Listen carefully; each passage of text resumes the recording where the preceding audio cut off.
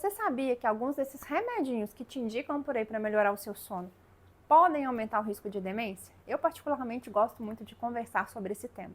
Meu nome é Evelyn Campos, eu sou médica geriatra, especialista também em nutrologia e hoje vamos conversar sobre demência e o risco de algumas medicações. Se você quiser saber mais sobre esse tema, fica comigo até o final desse vídeo. Primeiro vamos começar falando sobre o que é a demência. A demência não é sinônimo de Alzheimer. A demência é a perda de uma função do cérebro. O Alzheimer é o tipo mais comum de demência. O que acontece no Alzheimer? O nosso cérebro perde a capacidade de reter as memórias recentes. Então é comum você esquecer, por exemplo, o que você comeu no almoço, esquecer de tomar remédio, de pagar a conta, se perder em lugares que você sempre costumava ir. Então quando você começa a esquecer coisas recentes, é sinal de que você pode estar começando um quadro de Alzheimer. Mas as coisas antigas, lá da infância, quando casou, quando os meninos eram pequenos, isso está tudo guardado, isso a pessoa lembra muito bem. Outro tipo de demência muito comum é a demência vascular, que está associada a problemas de circulação. É muito comum em quem já teve AVC ou tem algum problema de coração, já teve algum vaso entupido, teve que fazer cateterismo. Outro tipo de demência também muito frequente é a demência por corpos de Levy, que é uma mistura aí de doença de Alzheimer, podendo afetar a memória, com a doença de Parkinson, afetando também a movimentação. Outra demência que também é muito comum é a demência frontotemporal. Esse tipo de demência, nas fases iniciais, preserva a memória, mas pode alterar o comportamento.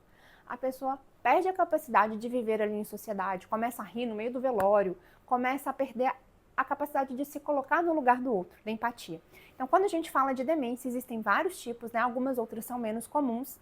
O Alzheimer vai ser a mais comum em todas as faixas de idade.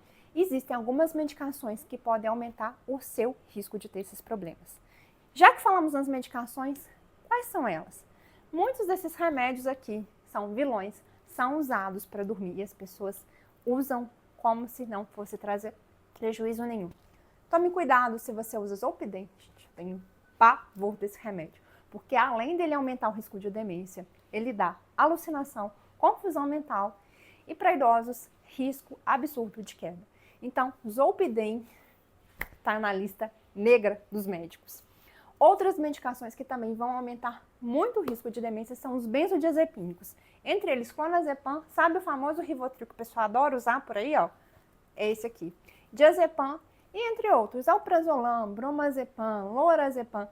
Todos esses podem aumentar o risco de demência se você usar por longos períodos. Eu tomo uma vez ou outra, tem crise de pânico, uso um Rivotrilzinho ali debaixo da língua, tranquilo. Mas se você usar todos os dias, por longos períodos, você pode ter sérios problemas de memória a longo prazo. Lembre-se que o prejuízo, o problema não aparece do dia para a noite. Você vai tomando um pouquinho aqui e outro ali. Ao longo dos anos, que tem gente que usa isso a vida inteira, o problema aparece. É igual a fatura de cartão de crédito, que você gasta e uma hora a conta chega. Pois bem, aqui também chega. Então você deve estar se perguntando, já que eu não posso usar isso aqui, o que eu vou tomar então para dormir? Existem outras alternativas. A primeira coisa delas é chamada higiene do sono, não sei se você já ouviu falar. Existem algumas coisas que a gente pode fazer para ajudar o nosso corpo a se preparar para dormir. Por exemplo, evitar café ao final do dia. Se você quer dormir bem, gente, não dá para tomar cafeína 6, 7 horas da noite e achar que o corpo vai descansar. Claro que algumas pessoas são cafezeiras e não tem problema nenhum, mas para a grande maioria, cafeína, chá mate, chá verde, chá preto, que são estimulantes, podem afetar a qualidade do seu sono. Outra coisa, evitar tomar muita água próximo do horário de dormir. Isso vai fazer você ir ao banheiro a noite inteira. Outros pontos, se você está ansioso, deprimido, uma medicação para controlar a sua ansiedade também vai te ajudar a melhorar a qualidade do seu sono. Como é que está o seu ambiente?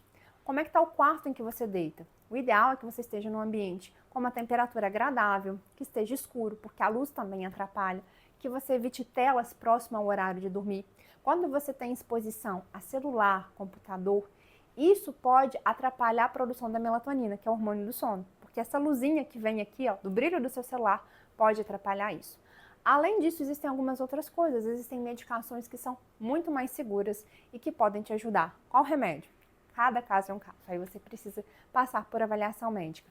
E se você usa essas medicações, você não deve suspendê-las de uma vez.